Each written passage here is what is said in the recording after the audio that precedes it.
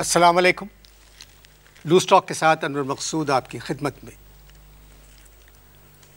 आज 11 सितंबर है। 11 सितंबर को क्या हुआ था? एक तो क़ायद की वफ़ात का दिन है, जिसका दुख हमको जब तक पाकिस्तान है क़यामत तक रहेगा। और 11 सितंबर को न्यूयॉर्क में जो कुछ हुआ वो हमने टेलीविज़न की स्क्रीन पर अपनी आंखों से देखा। मेरे आज जो मेहमान हैं वो एक तवील अरसे बाद अमेरिका से आए हैं। जैसा कि आप जानते हैं, जिसको मौका मिल रहा है वो अमेरिका से वापस आ रहा है। तो आइए इनसे मुलाकात करते हैं। अस्सलाम वालेकुम। मैंने अस्सलाम वालेकुम कहा है सर, मैंने अस्सलाम वालेकुम कहा है। क्या मतलब? निकल आए। आपने वालेकुम अस्सलाम नहीं कहा। अमेरिका में अगर वालेकुम अस्सलाम कह दिया जाए तो अमेरिकन यूं घूर के देखते हैं और फिर उसके बाद गुद्दी पकड़ लेते हैं। आप अमेरिका में नहीं, पाकिस्तान में हैं। Are you sure? जी। वालेकुम अस्सलाम। ओहो, एक अरसे के बाद, after a long long time, वालेकुम अस्सलाम कह के जो दिली खुशी महसूस हुई है मैं एक्सप्लेन नहीं कर सकता। आप अमेरिका से तशरीफ़ लाए हैं? जी, बात यह है, अमेरिका से कोई तशरीफ नहीं लाता, भाग के आता है। कैसे आता है? भाग के आता है। और हम भी भागे और खूब भागे। किस तरह? जी, किस तरह?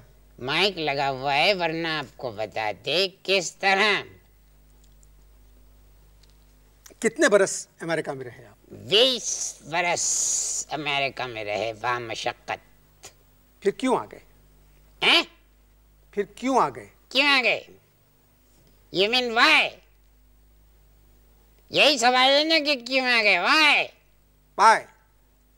वाई? फोर्स लाओ, फोर्स। ये मैं समझ सकता हूँ कि तुम वो फोर्स नहीं ला सकते कि अमेरिका से क्यों आए। वाई? बात यह है कि आड़ा पजामा, कुर्ता, अत्तर की टोपी पहन के मैं जुमा की नमाज के लिए निकला करता था। अब मेरा बेटा जो है उसने मुझे रोका, नमाज के लिए रोका, प्रेयर्स ऑफर करने के लिए रोका और मुझसे कहने लगा कि वालिद, बल्कि उसने तो और गहरा लफ्ज़ कहा था, ओल्ड मैन, ये जो आप पजामा जामा पहन के बाहर निकलते हैं, नमाज पढ़ने जुमा की जाते हैं, डोंट डू दिस। जीन्स पहने और टी शर्ट पहने और घर में नमाज ऑफर करे। मैंने कहा क्यों? कहने लगे ये लिबास जब आप पहन के बाहर निकलते हैं तो यहाँ अमेरिका में ये लिबास देखते ही रेड अलर्ट हो जाता है। मुझे चढ़ गया गुस्सा। आई वॉज फ्यूरियस कि भाई ये क्या शराफत है कि हम अपना दीन छोड़ दें, अपना तशख़्ख़ुस छोड़ दें, अपनी पाकिस्तानियत छोड़ दें। मैंने कहा नो। कहने लगा यस। मैंने कहा नो। अब इस बात पे इतनी तूल पकड़ी बहस कि मैंने निकाला जूता और मैंने मारा अपने बेटे को। उसे चोट नहीं लगी। पूछो कैसे? कैसे? इसलिए कि जूता जो था वो पंपी था, उसमें रुई थी, चोट नहीं लगी। मैंने दूसरा खींच के मारा तो मुझसे मेरा बेटा पता है क्या कहता है? कहने लगा old man, you want me to call the police? America में अगर बच्चों को डांटे या मारे तो वो पुलिस को बुला लेते हैं। POLICE, police. पुलिस आ जाती है। तो वो बेटे ने टी शर्ट वगैरह तो जो दी, मुझे टी शर्ट दी पहनने के लिए, बेहुदा टी शर्ट थी। क्या बताऊं, मार्लिन मेनरो बनी हुई थी टी शर्ट पे और तिरछी लेटी हुई थी। कैसा बेटा है? My son. जी। बात यह है कि जिस वक्त वो पैदा हुआ था कुछ मिनट और 7 पाउंड का था। अब वो 40 साल का है और 200 पाउंड का है। गलत इंग्लिश में गालियां बिल्कुल सही देता है। आपको तो बुरा भला नहीं कहता होगा। सॉरी? आपको तो बुरा भला नहीं कहता होगा। मुझे वो मेरे बाप को नहीं छोड़ता तो आई एम जस्ट नथिंग। एक दिन पता है मुझसे क्या कहने लगे माई grandfather is responsible for your birth. मैंने उसको कहा बकवास मत करो, तुम मेरी वजह से हो।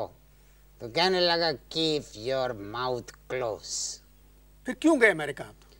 कोलंबस अमेरिका क्यों गया था? मुझे नहीं पता। नहीं पता तो ना बोलो।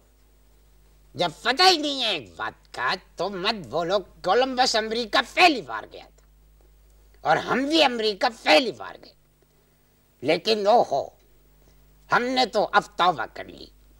और पता नहीं मैंने किसी किताब में पढ़ा था कि कोलंबस ने भी तौबा कर ली। मगर आप अपने बेटे के पास कफीलुद्दीन के पास 20 बरस रहे। जी। बेटा शादीशुदा है? हैं? बेटा शादीशुदा है? बेटा शादीशुदा है? जी। ऑफ कोर्स शादीशुदा है। एक अमेरिकन लड़की है, उसका नाम है लिंडा।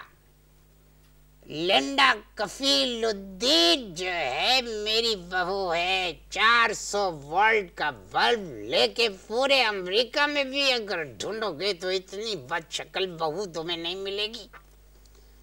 टी शर्ट पहने, जांघिया पहने, एक सोफे पे पड़ी रहती है। 200 पाउंड उसका वजन है और 4-4, 5-5 हैमबर्गर एक दिन में खा लेती है। हराम जो कभी उसने अपने फादर इन लॉ यानी मुझे एक बर्गर भी ऑफर किया। शादी कफीलुद्दीन ने आपसे पूछ के की थी? नहीं भाई, नो नॉट एट ऑल। मैं जब पाकिस्तान से अमेरिका पहुंचा, एयरपोर्ट से मैंने बस पकड़ी। बेटा जॉब पे था। बस पकड़ के पूछता पूछता जब मैं फ्लैट के ड्राइंग रूम में दाखिल हुआ तो ड्राइंग रूम जो है बहू से भरा पड़ा था। अमेरिकन लड़कियां जरा मोटी होती हैं। क्या फरमाया आपने? अमेरिकन लड़कियां? लिंडा कफीलुद्दीन की जो माँ है उनकी पीठ तो इतनी कुशादा है कि उस पे हेलीपैड बन सकता है, उस पे हेलीकॉप्टर उतर सकता है। 400 पाउंड लिंडा की माँ का वजन है। अब 400 पाउंड वाली औरत जो है वो अमेरिकन लड़की तो नहीं हो सकती मेरे भाई। 9/11 के बाद हाँ?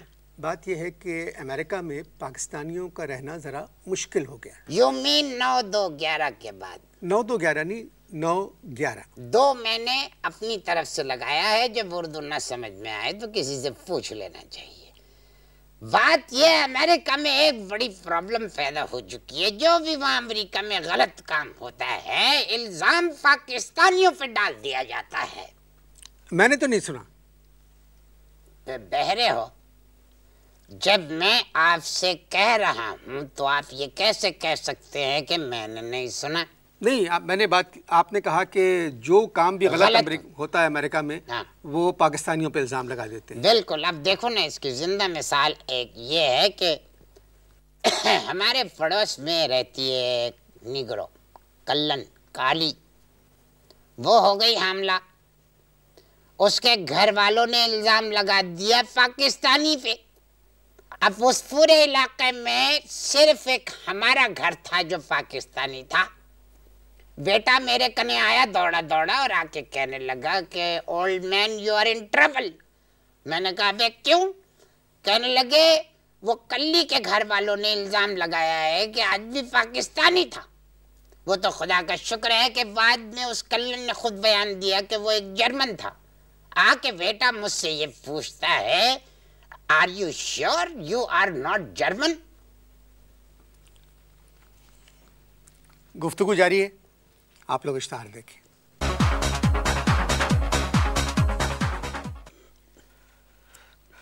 वक्फा ख़त्म हुआ। एक बात बताएं, आप भी अमेरिकन नेशनल थे? जो अमेरिका के नेशनल हैं वो तो अब खुद किसी और मुल्क की नेशनलिटी लेना चाहते हैं। No, I am not. मेरा बेटा है। आपका बेटा खुश है? अबे कोई दुख में नहीं फूलता फलता, खुश है, वेरी हैप्पी। आज 11 सितंबर है। हाँ है, कायद की वफात का दिन। लेकिन अमेरिका में मुकीम तमाम पाकिस्तानी जो हैं कायद के दिन को भूल चुके हैं। 11 सितंबर कायद की वफात का दिन भूल चुके हैं। उनको 11 सितंबर में अमेरिका का वाकया याद रह गया। वो उनकी मजबूरी है। कैसी मजबूरी? क्या मजबूरी? क्या मजबूरी? सर, लाखों बच्चे वहाँ पढ़ रहे हैं, बड़े बड़े इदारों में काम कर रहे हैं, पाकिस्तान पैसा भेज रहे हैं, वापस पाकिस्तान आना चाहते हैं। आप सबको एक तराजू में नहीं तोल सकते, आप नहीं जानते। Don't be foolish, don't be foolish. मैं 20 साल अमेरिका में रहा, 20 इयर्स। ये मैंने दाढ़ी मूछ क्यों कटवा दी? सफेद दाढ़ी रखी थी मैंने।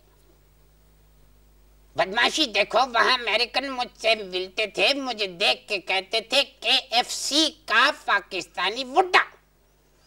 तुम अमेरिकन्स को मुझसे ज्यादा नहीं जानते। You don't know them better than me. आपको 11 सितंबर का दुख नहीं है, मुझे कैद की वफात का दुख है। मैं 11 सितंबर की बात कर रहा हूँ, जिस दिन न्यूयॉर्क में वो हादसा हुआ, जिस दिन अमेरिका की तारीख बदल गई। इतने ज़्यादा अमेरिकी एक दिन में अमेरिका में इससे पहले कभी नहीं मरे। ओह, वेरी गुड। और बगदाद में जो मरे वो थीफ ऑफ बगदाद थे। क्यों? सर, आप अमेरिका के किस्से में दरमियान में बगदाद को ले आए। जब तक अमेरिका बगदाद के दरमियान से नहीं निकलेगा, मैं अमेरिका के हर किस्से में बगदाद ले आऊंगा। सर, आपका बेटा कफीलुद्दीन आपसे नाराज क्यों था? उसकी एक वजह थी। उसकी एक वजह ये थी कि मैंने लिंडा को अपनी बहू तस्लीम करने से इनकार कर दिया था। क्यों? मेरी मर्जी। हो सकता है आने वाले दिनों में पाकिस्तान इसराइल को तस्लीम कर ले, मगर अनवर मकसूद में मरते मर जाऊंगा। लेकिन लिंडा को जो है वो कभी भी अपनी बहू तस्लीम नहीं करूंगा। बताओ, 5-5 हैमबर्गर खा जाती थी और एक दफा भी मुझे ऑफर नहीं किया। कफीलुद्दीन के बच्चे हैं? एक बेटी है 8 साल की, उसका नाम है फिंडा। पिछले महीने उसकी 8वीं बर्थडे मनाई गई। Happy birthday to you, happy birthday to you. Cake काटते ही वो मेरे पास आई और आके कहने लगी, grandpa you are my donkey and I want a ride. आपसे कहा? मेरे बाप से कहा। मैं ही तो सामने था तो मुझसे ही कहेगी ना। मुझसे 8 साल की बच्ची कह रही है, grandpa you are my donkey and I want a ride. मैंने अपने बेटे की तरफ देखा तो बेटा कहने लगा, बन जाए। ठीक है भाई, मैं बन गया। अब क्या है कि फिंडा मेरे ऊपर बैठी राइड कर रही है। पाकिस्तान में धोबी जो है ना, वो भी अपने गधे से बहुत प्यार करता होगा, मगर उस फिंडा ने जो मेरे साथ सलूक किया, मेरे ऊपर बैठ के अपनी लातों से मेरे पेट पे धड़ाधड़ लाते और एड़ियां मार रही हो, कह रही है, come on grandpa, fast fast fast. मैंने अपने बेटे से कहा, बे ये क्या हो रहा है?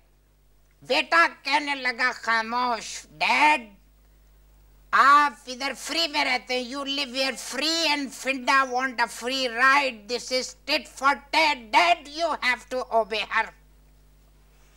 मुझे तब चढ़ गई।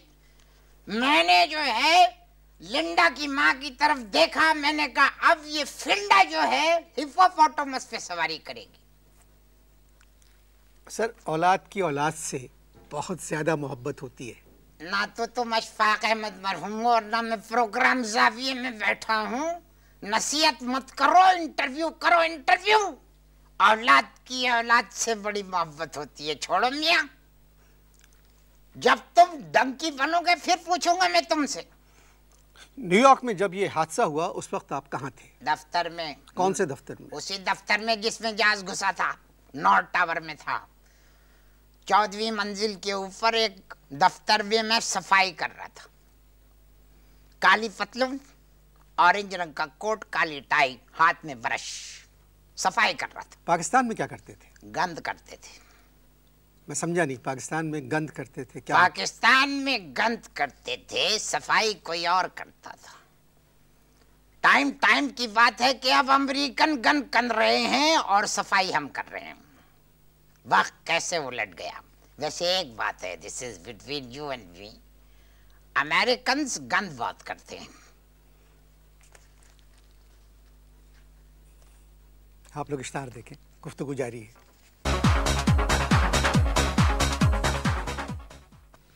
जी, वक्फा ख़त्म हुआ। वक्फे से पहले आप कह रहे थे कि 11 सितंबर को आप उस इमारत में थे जिसमें जहाज घुसा। यस। क्या कर रहे थे? सफाई कर रहा था, क्योंकि वो दफ्तर जो था यहूदियों का था। उनके आने से पहले हम पहुंच गए थे, उनके आने में अभी देर थी। मैं पोछा लगा रहा था, यानी सफाई कर रहा था, और एक और औरत थी वहां पर, अमेरिकन। उसकी एक टांग खराब थी, वो वहां चाय और कॉफी बना के देती है। जब बिल्डिंग हिली तो वो अमेरिकन औरत जो है कूद के मेरे गोद में चढ़ गई। मैंने उसे अपने आप से अलग करने की भरपूर कोशिश नहीं की। क्यों? 2 वजूहात है। अव्वल इंसानियत, और दूसरे मेरी बीवी की डेथ को 9 साल हो चुके हैं। फिर क्या हुआ? बस फिर क्या हुआ, जब और हिलने लगी बिल्डिंग तो मैंने उसे, गोद में तो थी मेरे, मैंने उनको 14वीं मंजिल से धड़ धड़ धड़ धड़ धड़ धड़ स्टेयर से नीचे उतरा मैं, और ले जाके उनको पुलिस वालों के पास उतारा। तो बजाय इसके कि वो मुझे देख के मेरा शुक्रिया अदा करती, वो पुलिस वालों की तरफ मुड़ी और कहने लगी, this Pakistanis are very naughty. चले, मैं इसकी तफसील में जानना नहीं चाहता ठीक कि उसने ये क्यों कहा।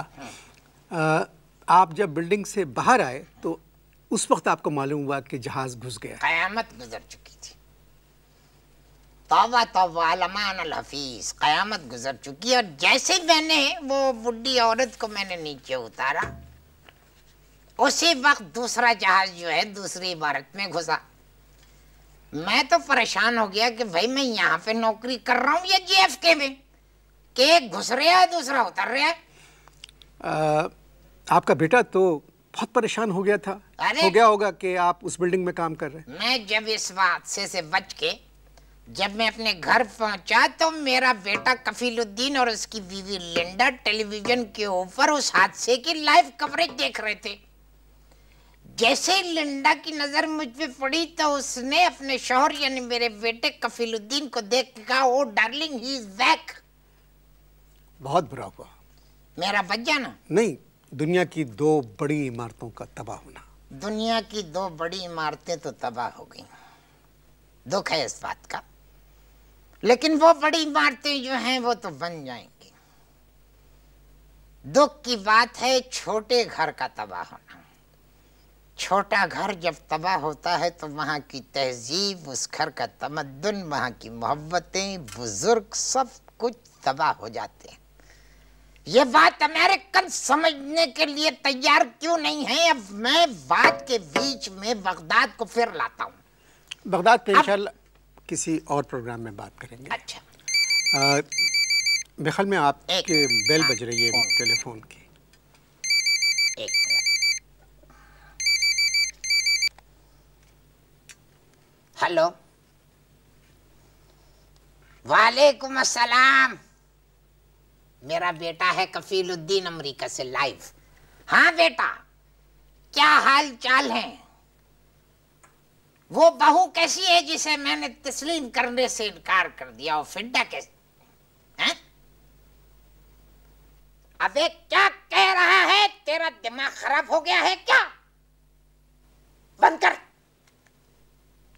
रिकॉर्डिंग खत्म कीजिए, मेरा मूड खराब हो गया। क्यों, खैरियत? बताइए, अमेरिका से फोन करके मुझसे पूछ रहा है कि डैडी आप मेरे कुत्ते के खाने के डब्बे तो नहीं ले गए? मजाक कर रहा होगा। मजाक नहीं कर रहा, यही अमेरिकन तहजीब है।